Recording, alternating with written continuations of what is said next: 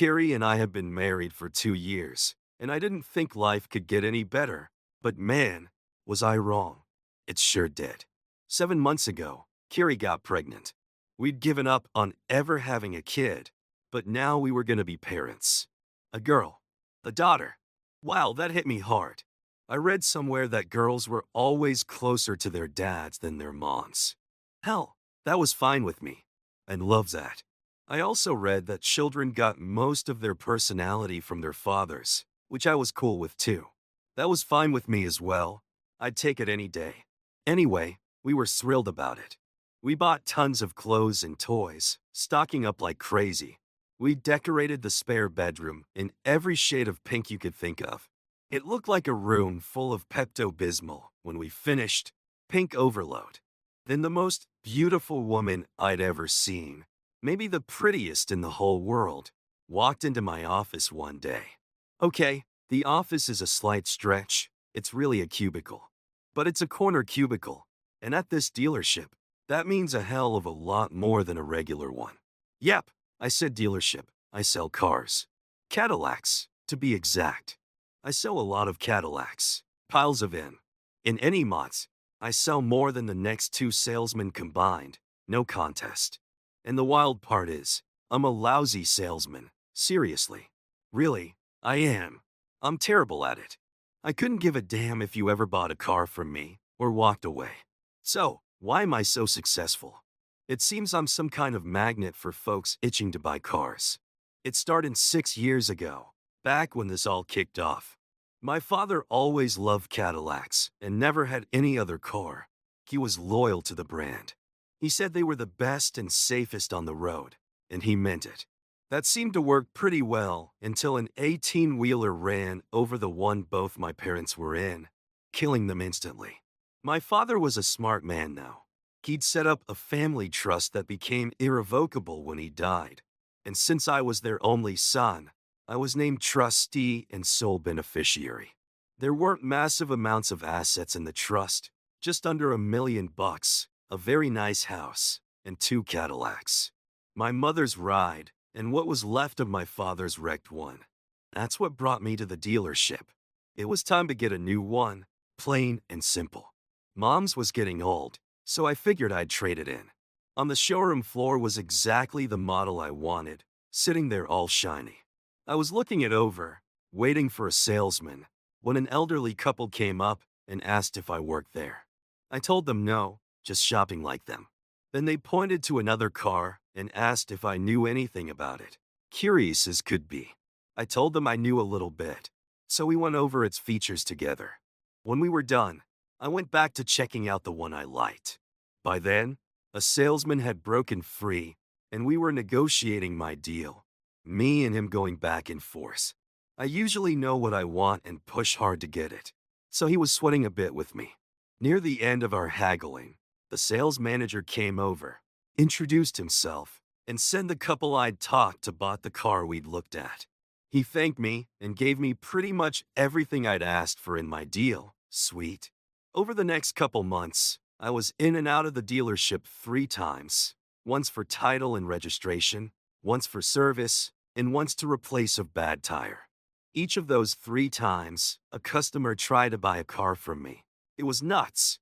I never hang out in the service waiting area. Too many dumb reality shows on TV or some loudmouth on his phone. So I chill on the showroom floor, eyeballing the cars. Sure enough, someone always mistakes me for a salesman. The last time it happened, that same sales manager asked me into his office, a real office this time. A big office, a really nice one with all the trimmings. By the end of our talk, I was working for him, just like that. That was 6 years ago now.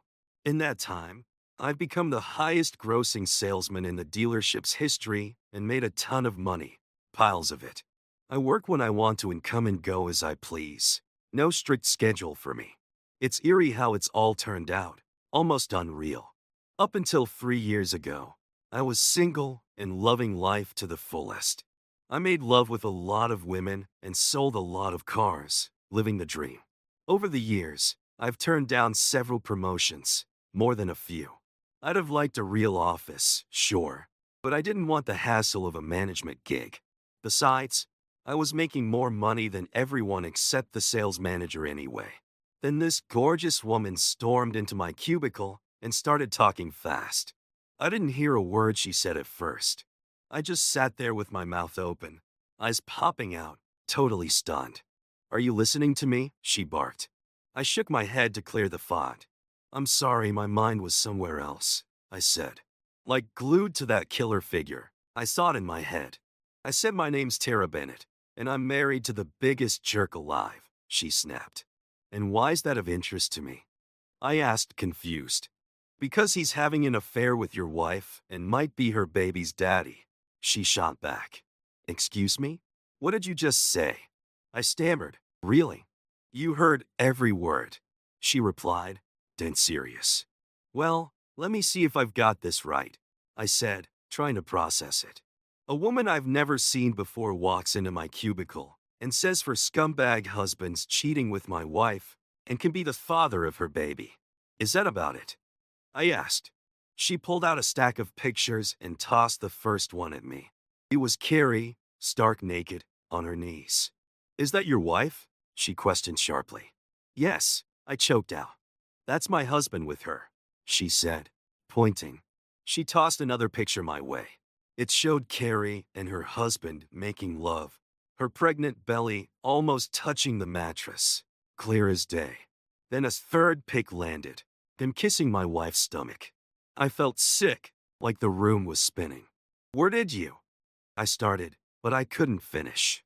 I threw up all over my floor, missing the trash can completely, and caught everyone's attention in the dealership. Tara grabbed the pictures quick as people rushed over to see what happened. I excused myself and stumbled to the restroom to rinse my mouth and splash cold water on my face. Anything to calm down. When I came back, maintenance had cleaned up my mess and sprayed disinfectant around the showroom. Tara Bennett was sitting on one of the chairs we've got scattered about, waiting. I walked up to her, still shaky. "I apologize, that blindsided me," I said. "I know exactly how you feel," she replied, softening a bit. "Can you talk now?"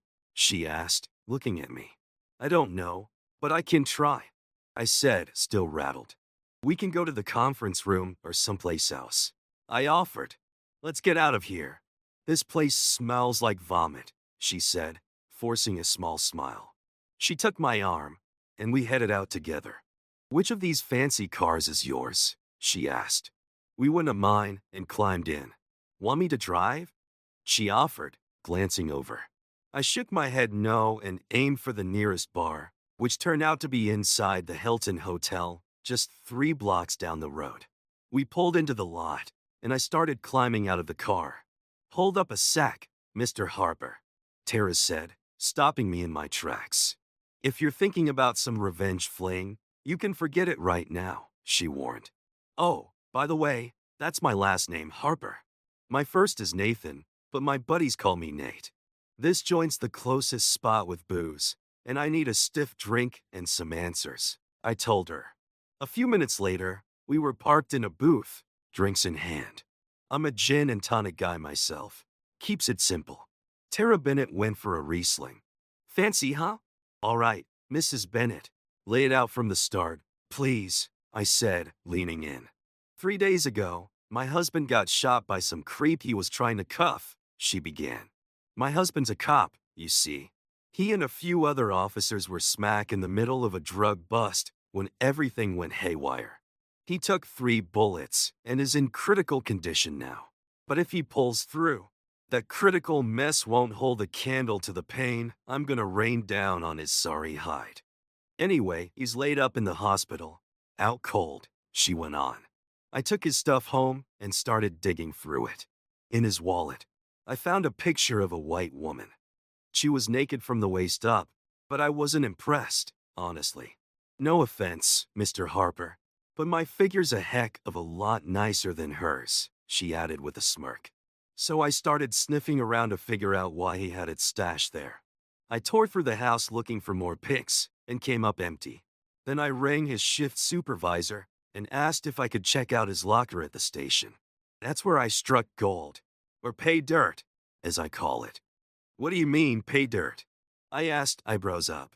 I found about 50 pictures of that jerk and your wife, plus 2 videos of them getting it on. Ow, and several letters from her too. She replied, cool as ice. The 2 of them have post office boxes they used to keep it secret. That's how I figured out who she was and tracked you down. Her letters were all about how thrilled she was to be pregnant with his daughter, gushing over it. Her name's gonna be Savannah, by the way, she tossed in. She even described that pink bedroom you fixed up, saying she couldn't wait to ditch you so he could move in and see it himself. My stomach flipped, and I felt like I was gonna puke again. Oh hell, not again, I groaned. It's all right. I think I can keep it down this time.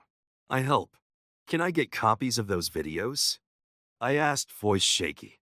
Sure thing, she said, reaching into her purse. She pulled out 2 CDs and handed them over like it was no big deal. I know you'll need time to chew on all this, she said, but here's my plan. I'm meeting an attorney in about an hour. Next time I deal with that jerk, it'll be in a courtroom. I'm suing him for every penny he's got, ever had, or might scrape together. That kid'll have to lean on her mom, cause her daddy's gonna be flat broke, she added with a fire in her eyes. Give me a day or 2 to mull it over, and I'll call you, I said. Can I have your number? I whipped out my phone and punched her in as a contact. We finished our drinks, and she took off, even with my head spinning. I couldn't help but join every guy in the room watching that gorgeous woman strut out. Pure grace, elegance, and style mixed with knockout looks. Carrie's no slouch. But why her husband would trade Tara for her beats me. Carrie's decent in the sack, but nothing mind-blowing. I just knew Tara would be the total package. Best I'd ever imagine. Then it hit me. I didn't even know the guy's name. So I dialed her up quick. Surely you haven't decided already? She answered, surprised. Nah, but I've got questions. First, what's the jerk's full name? Second, how do you know my name and where to find me? Third, does Carrie know he's been shot? His name's Travis James Bennett, she said. In one of her letters, your wife bragged about where you work. Thought it'd be hilarious if he bought a car from you with your own cash after the divorce. So I had your last name from her letters and knew the dealership. Easy peasy. As for whether she knows he's shot, the news covered the bust but didn't name the injured cops. When I hit his locker, I found a burner phone I didn't recognize. Guessing she's been hitting him up on that. If she's tried in the last 3 days, she's probably wondering why he's ghosting her. I can't unlock it to check. Damn her. Let her stew, I said, almost chuckling for the first time since meeting Tara Bennett. For a cop, he sure leaves a sloppy trail of breadcrumbs, doesn't he? If that jerk survives, the next trail he leaves will be a bloody mess courtesy of one ticked-off woman, she shot back. I'd pegged her as all grace, elegance, style, and beauty. Now I'd add a filthy mouth to the list. Perfect combo. If she ran a liquor store too, she'd be a dream come true, I joked to myself. I didn't want to head home yet. Facing Carrie sounded like a nightmare, and I had no clue how we'd act. I knew about her and the jerk, but as far as I could tell, she didn't know I was in on it. I called the dealership's lawyer and set up a meeting. 20 minutes later, he confirmed what I figured. My family trust was untouchable. She couldn't get a dime of it. She could only claim half of what we'd built up during the marriage, but I'd be damned if she got a nickel of that either. I'd rather jet to Vegas and blow it all on the slots before handing her a cent. Then I sucked it up and went home. Carrie was there, camped out in the living room. She jumped up when she saw me, rushing over for a hug and kiss. I held up a hand and said, "He das. I'm not feeling great and don't want to get you or the baby sick." She froze at that, stepping back to just stare at me.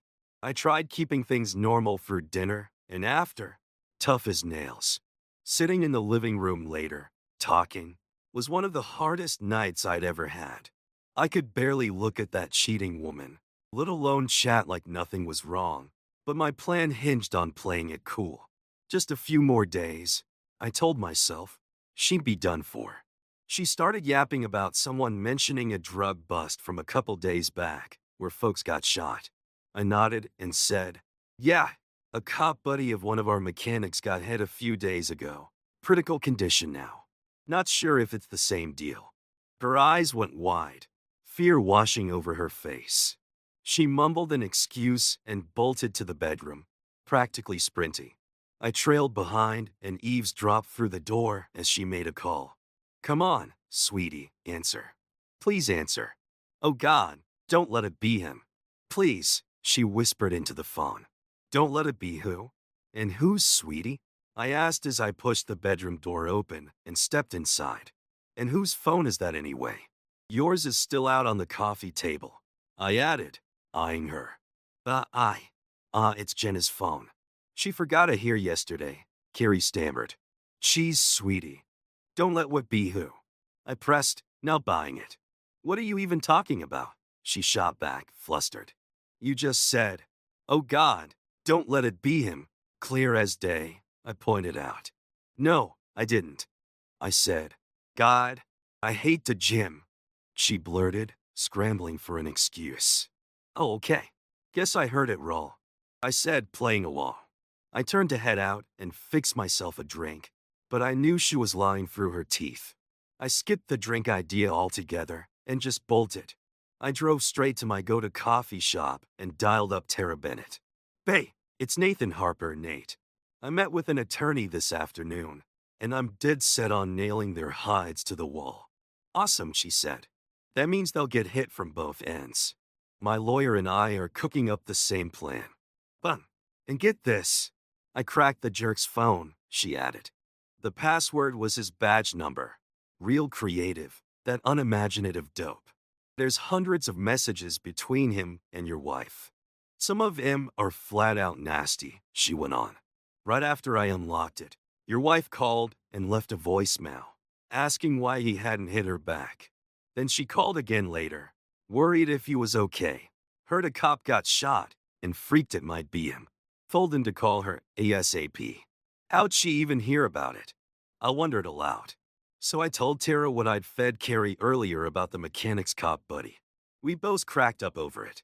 I also told her I'd love to slap one of their videos online and maybe make a buck or two off it, I said. I could practically hear her grinning through the line. She loved that idea. We chewed the fat a bit longer before hanging up.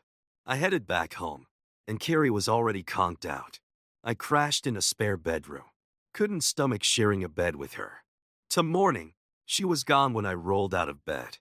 I threw some clothes in a suitcase and booked a flight to Las Vegas. No turning back now. I rang my sales manager and said, "Hey, I need a few days off." "No problem," he replied, cool as ever. I hauled myself to the airport, and 6 hours later, I was plopped at a blackjack table, betting big to ditch all my cash. It didn't go as planned, though. 3 hours in, I was up $14,500. Go figure. So I switched gears, started writing checks on our joint accounts and cashing them instead. If I couldn't lose it, I'd fake it. Around 11 that night, Carrie called. "Why aren't you home? Working late?" "You never work late," she said, all suspicious. "I'm in Las Vegas, drunk as a skunk," I slurred back. "What? Why are you there?" she demanded. "'Cause I found out you're a cheating woman.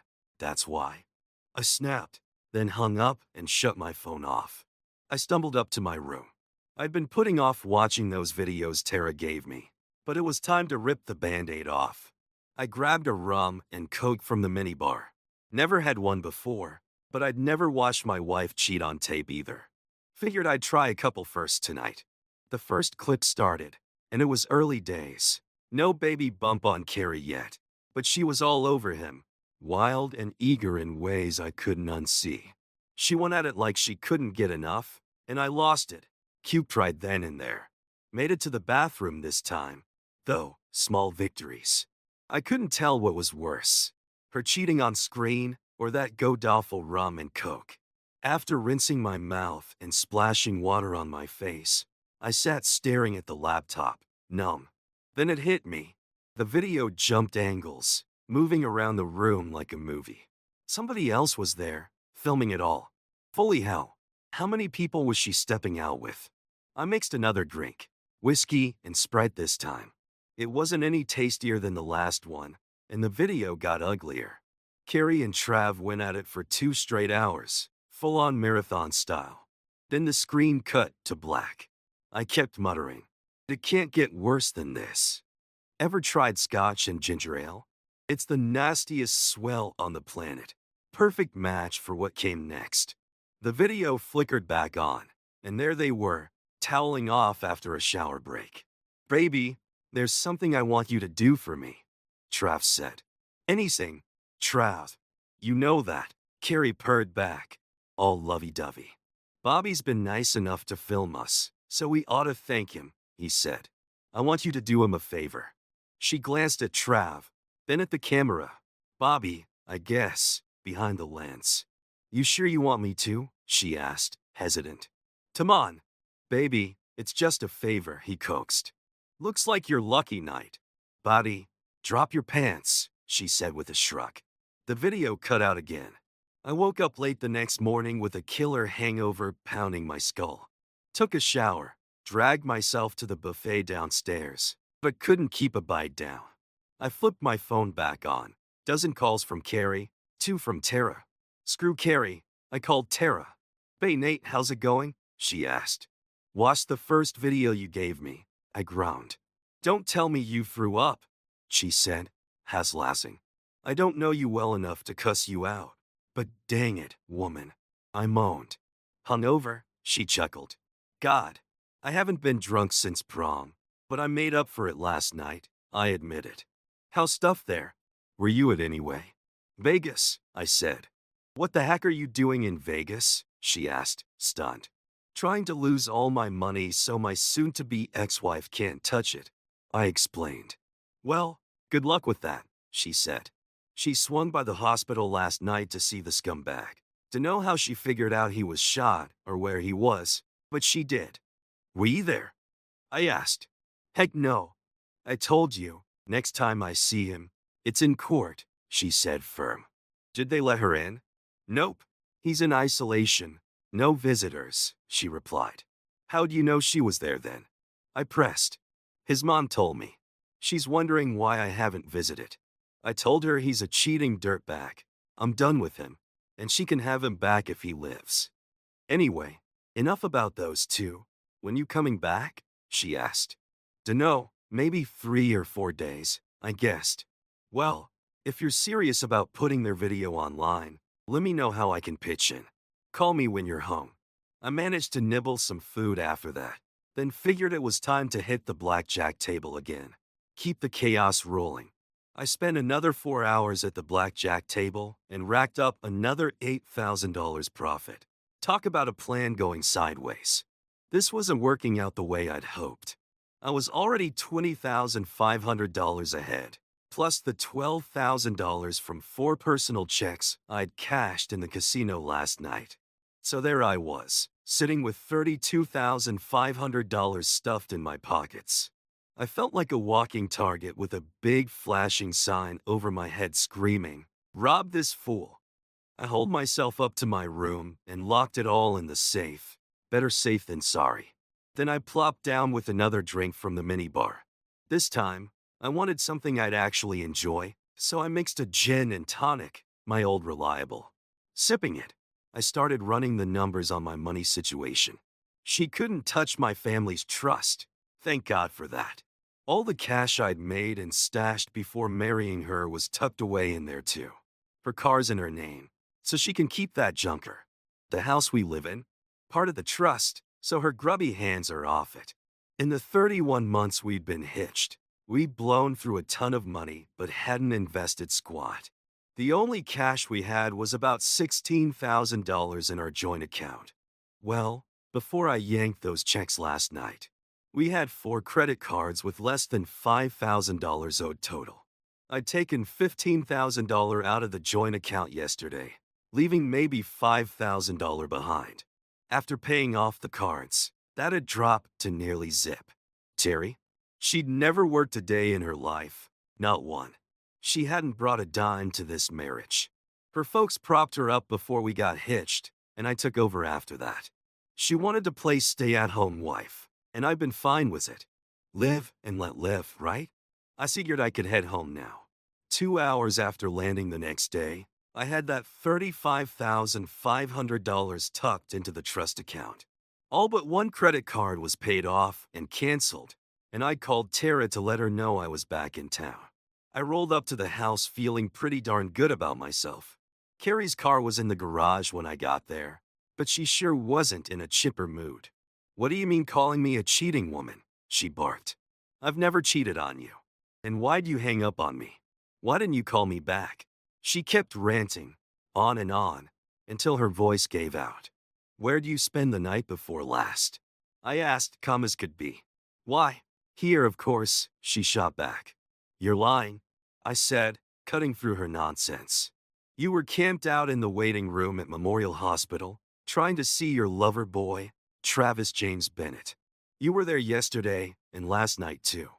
You've been home less than 2 hours, 'cause they finally kicked your sorry self out." She started stammering, caught off guard. "Damn you and your eye. Oz, pack your crap and get out of this house in 1 hour, I snapped. "You jerk. You can't kick me out of my own home. Plus, I'm pregnant. The courts won't let you," she fired back, all smuck. "Jesus, you and Trav are dumber than a bag of hammers. How'd he ever make cop?" "This house belongs to my family trust," I explained. "As trustee, I'm telling you to get lost and stay gone. The courts can't touch it. It's not your husband talking here. It's the guy with the legal power, and you've got 55 minutes. "But Nate, what about our baby?" she whined. "You mean Savannah? She ain't mine, and she ain't my problem. Ask her real daddy what to do." "Oh wait, you can't. He's stuck in isolation at the hospital," I said with a shrug. "If a DNA test proves she's mine after she's born, I'll step up for her. But you and me? We're done. Clock's ticking." And heavy silence hung there. "Nate, she tried again. "What did I say about that stammering?" "Just go," I barked. 20 minutes later, her car peeled out of the driveway. 8 days later, Travis James Bennett kicked the bucket from injuries he got protecting our city. At least that's what the paper claimed. They gave him a hero send-off, all fancy and proper. Photos of the funeral popped up online, showing a weepy Carrie propped up by some guy tagged only as Bobby. Tara and I caught the pics on my laptop from our hotel room in Cabo San Lucas. We'd skipped town for a breather. We just checked our online bank account too. In less than a week after posting them, those two videos Tara handed over had pulled in $1,500. Crazy, right? I'm done slinging cars for good. And that wraps up today's tale. Did it play out like you saw it? Or did it throw you a curveball? I want to know what's rattling around in your head. Drop it in the comments, and let's chew on it together. If this story kept you glued, smash that like button for me. New around here, or haven't subscribed yet? Now's the time to jump in. We're a crew that loves a good yarn. I'm dishing out fresh, gripping stories every day. So hit subscribe and flip on notifications. You won't miss a thing. Thanks for sticking with me, and I'll catch you in the next one.